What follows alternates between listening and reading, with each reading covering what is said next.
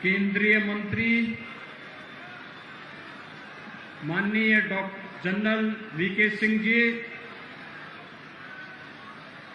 प्रदेश सरकार में मेरे सहयोगी मंत्री श्री नंद गोपाल गुप्ता नंदी जी,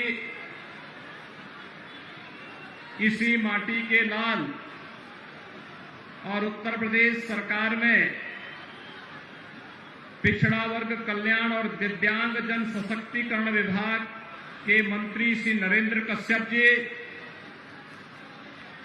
माननीय सांसद श्री राजेंद्र अग्रवाल जी, माननीय सांसद श्री अनिल अग्रवाल जी, जिला पंचायत की अध्यक्ष श्रीमती रेखा नागर जी, माननीय विधायकगण श्री विजयपाल आड़ती जी, धर्मेश सिंह तोमर जी, हरेंद्र तेवतिया जी, विधान परिषद के माननीय सदस्य श्री धर्मेंद्र भारद्वाज जी, भारतीय जनता पार्टी के जिला के अध्यक्ष, अन्य पदाधिकारीगण, पूर्व सांसद श्री तोमर जी, पूर्व विधायकगण और भारी संख्या में आज के इस कार्यक्रम में उपस्थित हापुड़ जनपद से जुड़े हुए मेरे सभी उपस्थित भाइयों बहनों, 810 करोड़ रुपए की इन परियोजनाओं के लिए आप सबको हृदय से बधाई देते हुए मैं आपका अभिनंदन करता हूं।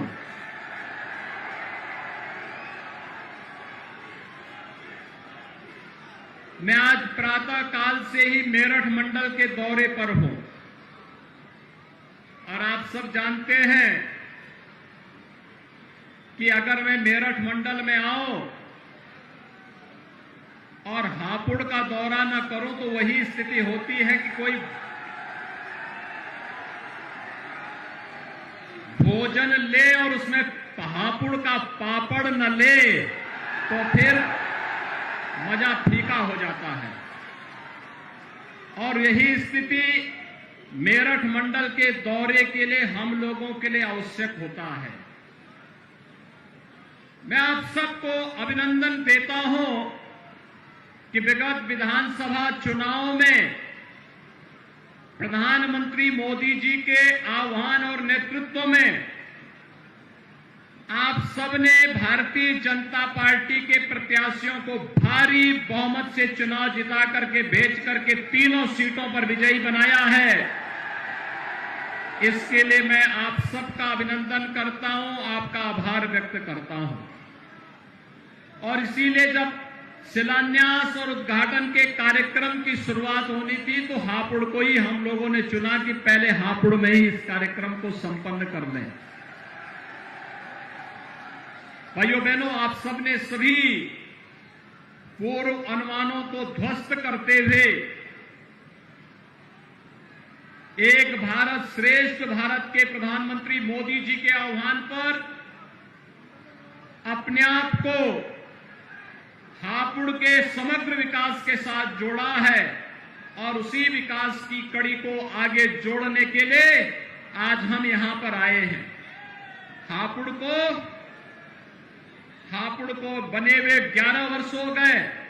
हापुड़ के पास अब तक अपना जिला चिकित्सालय नहीं था। अब जिला चिकित्सालय का भी लोकार्पण होकर के अनेक सुविधाओं से युक्त जिला चिकित्सालय आज हम आपको उपलब्ध करा रहे हैं। और बहुत शीघ्र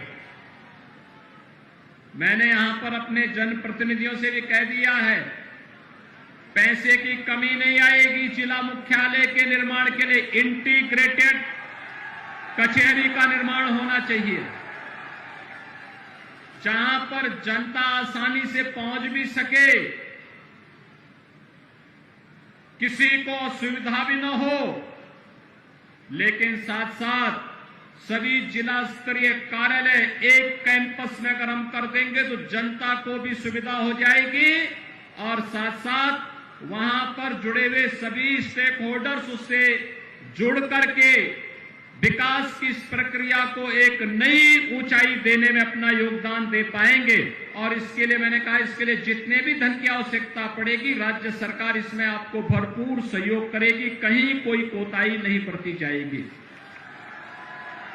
भाइयों बहनों, आपने अभी हाल ही में कांवड़ यात्रा को सफलतापूर्वक होते हुए देखा होगा। कांवड़ यात्रा हुई ना, और शांतिपूर्ण तरीके से हुई ना। तो ये शांतिपूर्ण तरीके से इसलिए हो रही है क्योंकि आज प्रदेश में कानून का राज है। आज प्रदेश में दंगे नहीं होते। आज प्रदेश में गुंडागिर्दी के लिए कोई जगह नहीं है। आज प्रदेश के अंदर बेटियां स्कूल जा सकती हैं, माताएं बहनें मार्केट जा सकती हैं, अपने कार्य से कहीं भी जा सकती हैं। उनकी सुरक्षा पर कहीं कोई सेंध लगाने का दुस्साहस नहीं कर सकता है। अगर करेगा तो फिर भरेगा भी। और यही आपको आश्वासन देने के लिए मैं आया हूं। विकास हमारी सर्वोच्च प्राथमिकता है, बिना भेदभाव के विकास। अभी मंच पे आप देख रहे होंगे, अन्नदाता किसानों को कृषि सहायता योजना के अंतर्गत ट्रैक्टर उपलब्ध करवाए जा रहे थे। आप देख रहे थे गरीब परिवारों को प्रधानमंत्री आवास योजना और मुख्यमंत्री आवास योजना के अंतर्गत आवास उपलब्ध करवाए जा रहे थे। फ्री में राशन की सुविधा कोरोना कालखंड में प्रदेश के 15 करोड़ लोगों तक महीने में 2-2 बार, एक बार प्रधानमंत्री गरीब कल्याण अन्न योजना के माध्यम से, एक बार राज्य शासन की ओर से उपलब्ध करवाने का कार्य हो रहा था। यह सरकार की आम जनता के प्रति प्रतिबद्धता को और संवेदनशीलता को प्रदर्शित करता है। भाइयों बहनों, आपने देखा होगा, हमने कोरोना कालखंड में भारत ने जो उदाहरण प्रस्तुत किया दुनिया के सामने, एक नजीर बनी है। 135 करोड़ की आबादी को प्रधानमंत्री मोदी जी के नेतृत्व में अनुशासित तरीके से कोविड प्रबंधन के साथ जुड़ते हुए हम सब ने देखा है।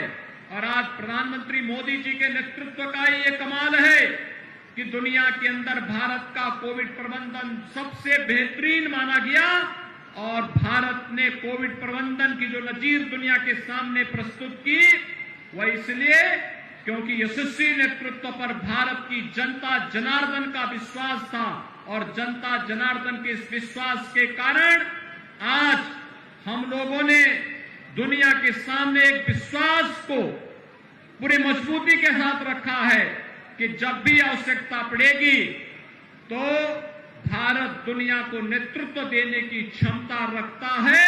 और प्रधानमंत्री मोदी जी के नेतृत्व में आज वह सर्वत्र दिखाई दे रहा है।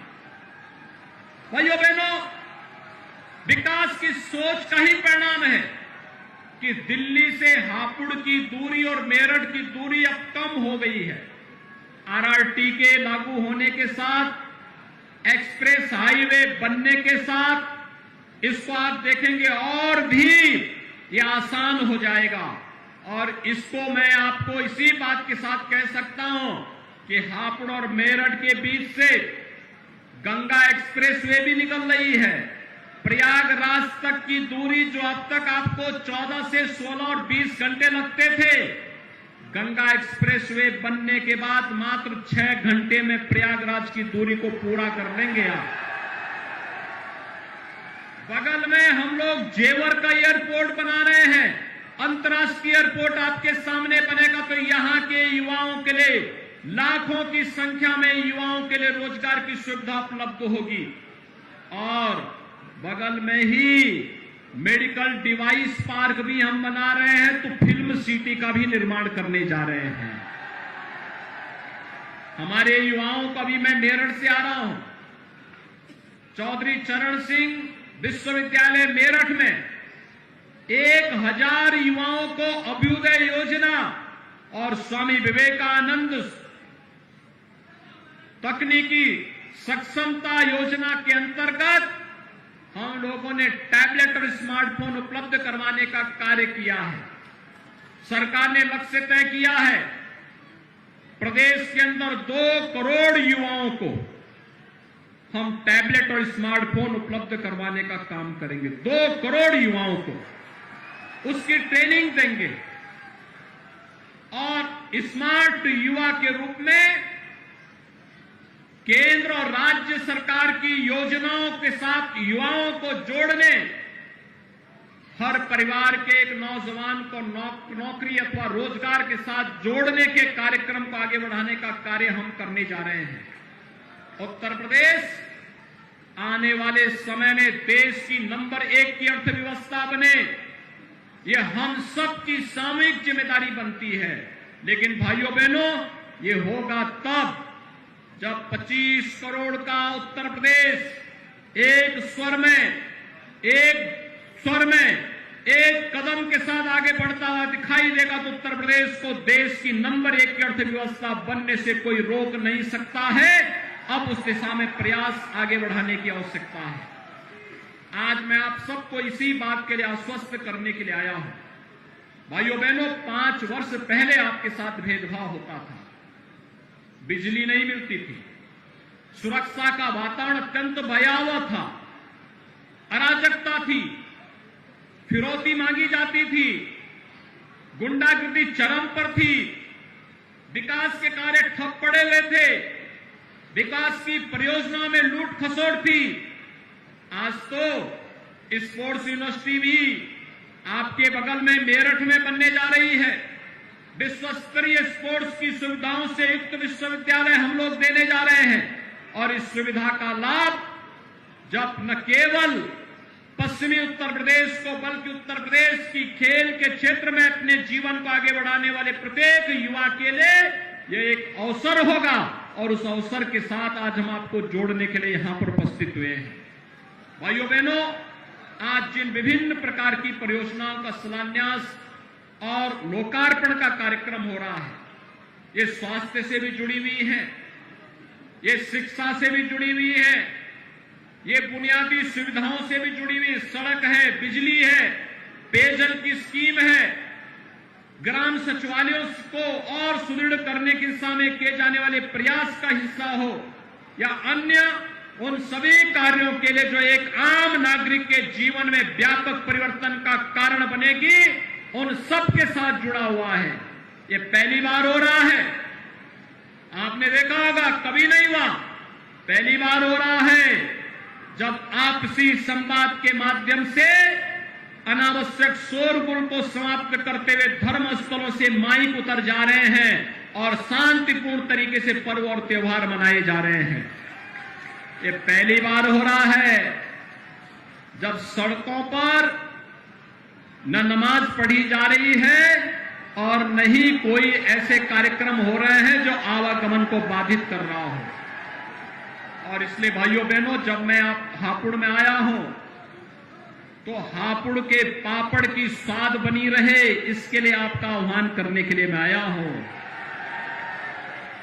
नशा के खिलाफ एक नई लड़ाई को हमें आगे बढ़ाना पड़ेगा। किसी भी प्रकार के नशा के खिलाफ, ये नशा किसी भी प्रकार का अवैध मादक द्रव्य या फिर कोई भी ऐसा ड्रग हो जो युवा पीढ़ी के भविष्य के साथ खिलवाड़ करता हो, ये एक राष्ट्रीय अपराध है। युवा पीढ़ी के जीवन के साथ खिलवाड़ करना एक राष्ट्रीय अपराध है। जहां इस युवा को इस उम्र में नौकरी और रोजगार चाहिए, अच्छी शिक्षा चाहिए, इसके लिए सरकार, केंद्र और राज्य सरकार पूरी ईमानदारी के साथ कार्य कर रही है। डबल इंजन की सरकार अनेक योजनाओं के साथ आ रही है। खेलो इंडिया खेलों के माध्यम से हर गांव में खेल का मैदान बनाने का हो, स्टेडियम निर्माण का हो, जहां इन कार्यक्रमों को आगे बढ़ाने का कार्य कर रही है, वहीं राष्ट्रीय शिक्षा नीति के माध्यम से विश्व स्तरीय शिक्षण संस्थान हर जनपद में खुले, इस दिशा में सरकार के प्रयास हैं। तकनीकी उन्नयन के लिए भी अत्याधुनिक संस्थान बनाने की कार्रवाई हो रही है। 1 डिस्ट्रिक्ट 1 मेडिकल कॉलेज की दिशा में जब हम आगे बढ़ रहे हैं तो सरकार ने यह भी तय किया है, हम लोग प्रदेश के अंदर हर परिवार की मैपिंग करने जा रहे हैं और हर परिवार के सर्वे के बाद जिन परिवारों को नौकरी नहीं मिली, जिन परिवारों को कोई रोजगार नहीं मिला, स्वतः रोजगार नहीं मिला, आगामी 5 वर्ष के अंदर हर परिवार के एक सदस्य को नौकरी अथवा रोजगार के साथ जोड़ने की कार्रवाई के साथ सरकार व्यापक कार्य योजना लेकर के आने जा रही है। और उस कार्य योजना के साथ आपको जोड़ने के लिए मैं आया हूं। विगत 5 वर्ष के अंदर 2 वर्ष कोरोना प्रबंधन में हमारे व्यतीत हुए, लेकिन इस सब के बावजूद 5 लाख नौजवानों को सरकारी नौकरी, 1,61,00,000 नौजवानों को रोजगार और 60 लाख परंपरागत उद्यमियों को स्वतः रोजगार के साथ जोड़ने का एक अवसर हमें पिछले 5 वर्ष के अंदर प्राप्त हुआ। पहली बार हुआ जब धर्मस्थलों के उन्नयन और उनके आधुनिकीकरण और सुंदरीकरण की एक बृहद कार्य योजना भी हम लोगों ने ली। हमारे माननीय जनप्रतिनिधियों ने मिलकर के इस कार्यक्रम को बेहतर तरीके से आगे बढ़ाया। हर विधानसभा क्षेत्र में कोई न कोई मंदिर, कोई न कोई पौराणिक स्थल, उसके सुंदरीकरण की कार्रवाई को आगे बढ़ाया। यह हापुड़ जनपद का सौभाग्य है, मां गंगा का आशीर्वाद इसे प्राप्त होता है और गढ़ तो यहां का पौराणिक तीर्थ है, पौराणिक तीर्थ, और उसके पुनरुद्धार की कार्रवाई के लिए सरकार सतत रूप से प्रयत्नशील है। उस कार्यक्रम को हम आगे बढ़ाने के लिए पूरी तैयारी के साथ कार्य कर रहे हैं। उसको पुनर्स्थापना के कार्यक्रम के साथ जोड़ने के लिए, उसके सुंदरीकरण की कार्य योजना को आगे बढ़ाने के लिए कार्य हो रहा है।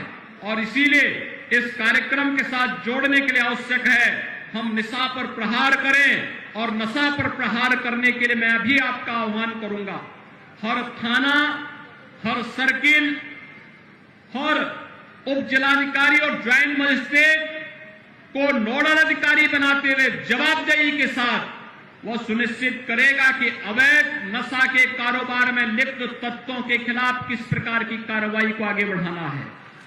और अगर कहीं भी इस प्रकार के अवैध कार्रवाई हुई तो जवाबदेही के साथ साथ नशा के और अवैध कारोबार में लिप्त उन तत्वों की प्रॉपर्टी तो जब्त होगी ही, पूरी जिंदगी उन्हें जेल के अंदर भी गुजारना पड़ेगा। इस कार्रवाई को सरकार आगे बढ़ाने के साथ मजबूती से आगे बढ़ रही है।